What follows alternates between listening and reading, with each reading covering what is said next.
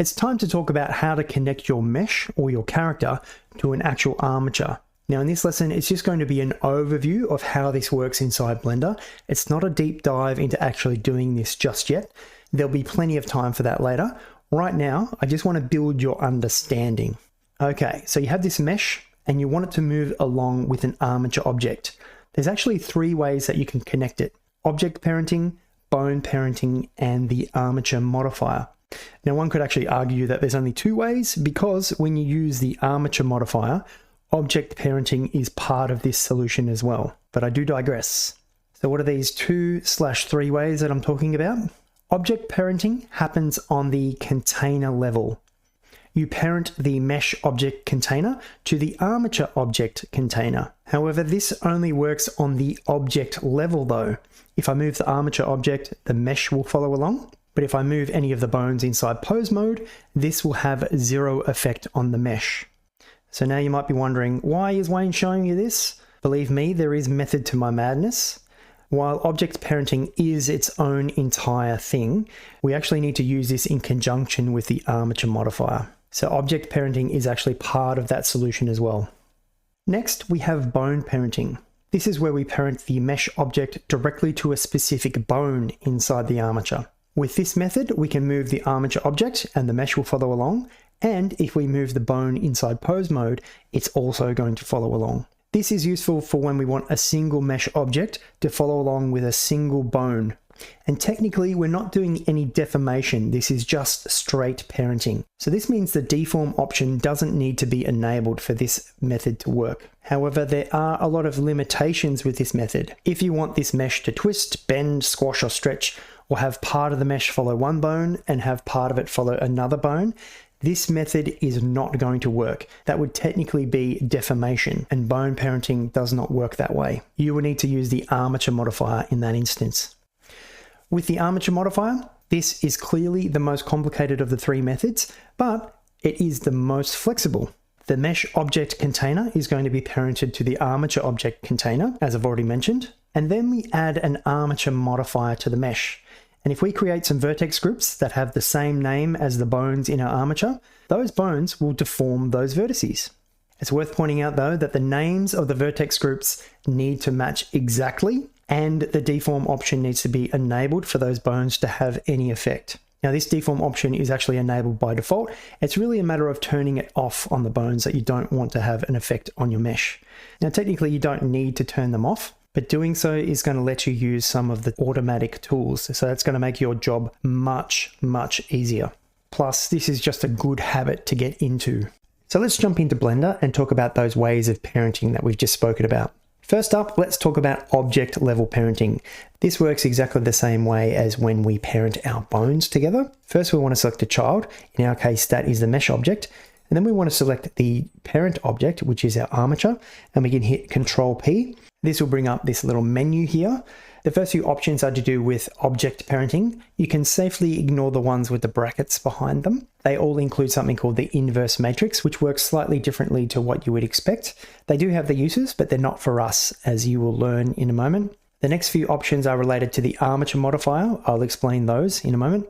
And down the bottom, we have 2 options for bone parenting, and I'll explain both of those.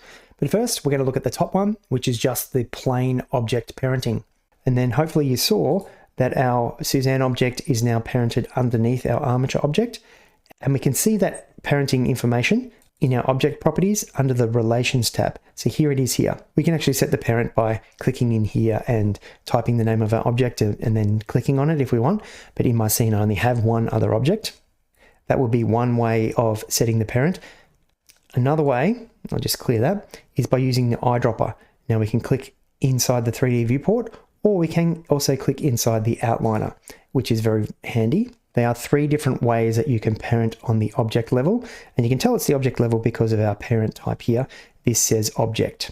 We'll come back to this in a moment. Just going to move our object away from the origin and then talk about how we can unparent.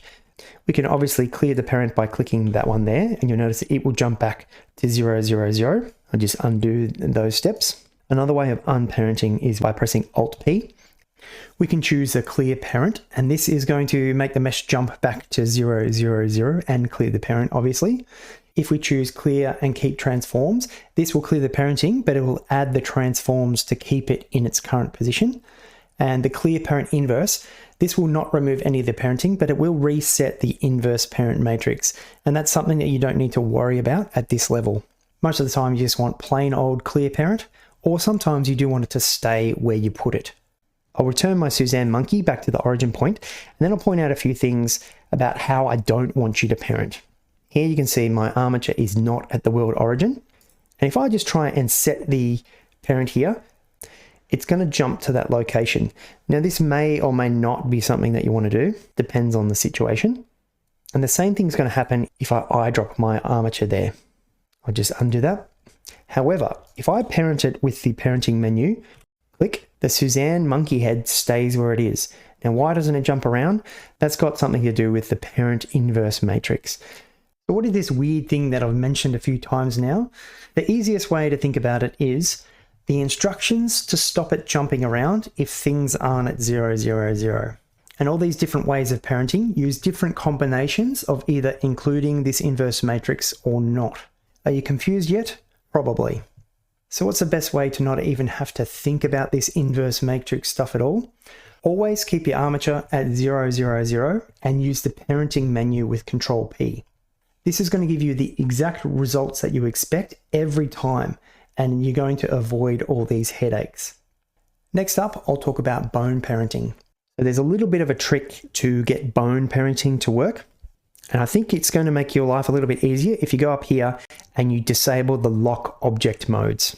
That means we can select different objects in different modes. So sometimes our mesh will be in object mode, but we want to be in pose mode for our armature. So to parent this mesh to a bone, first I'm going to select the mesh, then I want to select the object, but then I do need to jump into pose mode and then make sure that we have our bone active. So I've just selected it there, and then I can bring up my menu, Control P, and you'll see I have all of these same options again.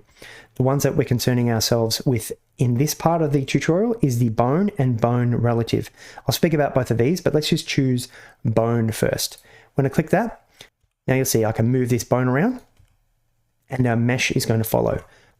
So let's have a look in our relations tab. You can see the parent is set to be the armature, but rather than the parent type being the object, it is now set to bone.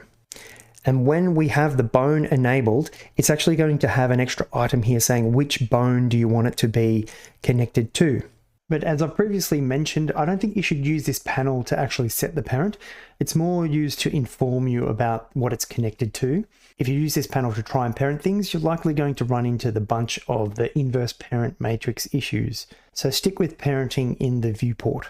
Oh, and while we're here, I also want to point out that you can ignore the armature parent type. You might think it's something that you need because we're dealing with armatures, but this is not an option that you'll ever use.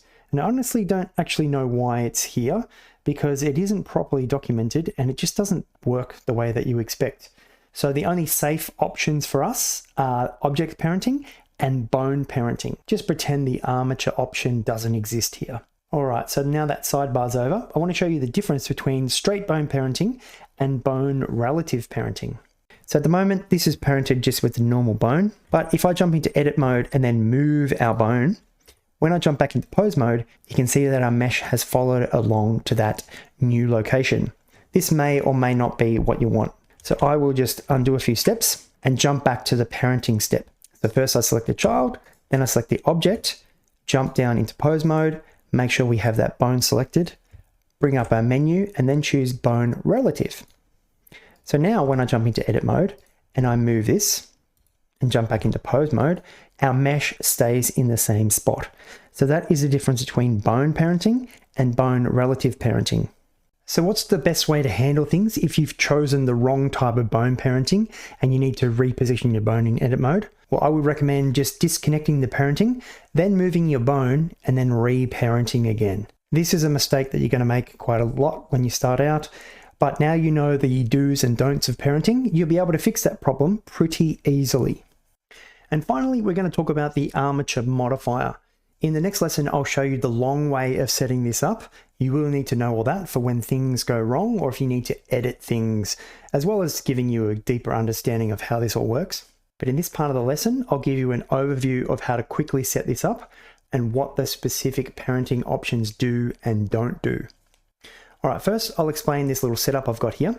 Obviously I have a monkey head and I have an armature. And with our monkey mesh here, there's no vertex groups on this mesh at the moment. It does have a subsurf modifier, but no armature modifier. So when we add the armature modifier in this demo, it will be added to the bottom of the stack, but we always want the armature modifier to be above any subsurf modifiers, if that's possible. And in most cases it is. And that way there's going to be 4 times less vertices for that modifier to deform. And this is going to give you a huge performance boost. Okay, so let's get things set up. I'm going to select the mesh and then the armature and press Ctrl P. And we're going to talk about these 4 options here. The first one is armature deform. This one is going to set the object parenting and add the armature modifier, but that's all. It's not going to create any vertex groups or do any automatic weighting. It's just a quick way to get that armature modifier on there, as well as set up the parenting. Although, as I pointed out, we will need to move the armature modifier above the subsurf unless we want our rig to run super slow.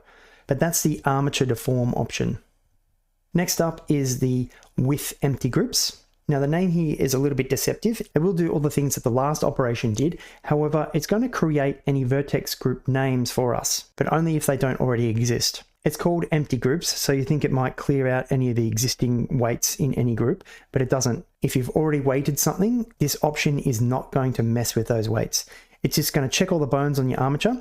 And if they have that deform option enabled, it's going to add that name to the list of vertex groups on the mesh if it doesn't already exist. And that's why it's helpful to only have the deform option enabled on the bones that you want to actually deform your mesh.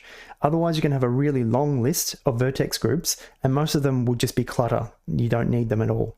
But more importantly, if you choose any of the automatic weighting options, it's going to weight those bones to your mesh, and that's not what you want. So make sure you turn off this deform option on the bones that aren't going to deform your mesh. Next up is the option with envelope weights. This one's going to set up the object parenting and add the armature modifier. It's going to create any vertex groups it needs to, but it's going to convert the envelope weight of the bone into a vertex group. It's worth pointing out though that this doesn't enable the envelope weights on the modifier, it's just converting those envelope weights into a vertex group. And it does wipe out any existing weights that you've already made on your mesh. So you need to be careful with this option. But as you can see here, the envelope weights won't grab the entirety of the mesh, so it's not going to be helpful to us in this situation. And our last option here is the automatic weights. It's going to set up the parenting. It's going to add the armature modifier, it's going to create any vertex groups it needs to, plus it will wipe out any existing weights and replace it with the automatic weighting created by Blender's inbuilt algorithm. Often this result is far from perfect and requires a lot of cleanup, but sometimes it does a really good job and only requires a little bit of cleanup. But out of all these situations, often this automatic weight option is going to be the best starting point for you. Now, there are many situations where you want to add a deformation bone to a mesh or edit a group after you've already set up the armature modifier, but don't worry, there are many options available to you so you don't actually wipe out any of the existing work that you've done. But I'll explain that after we learn more about weight painting.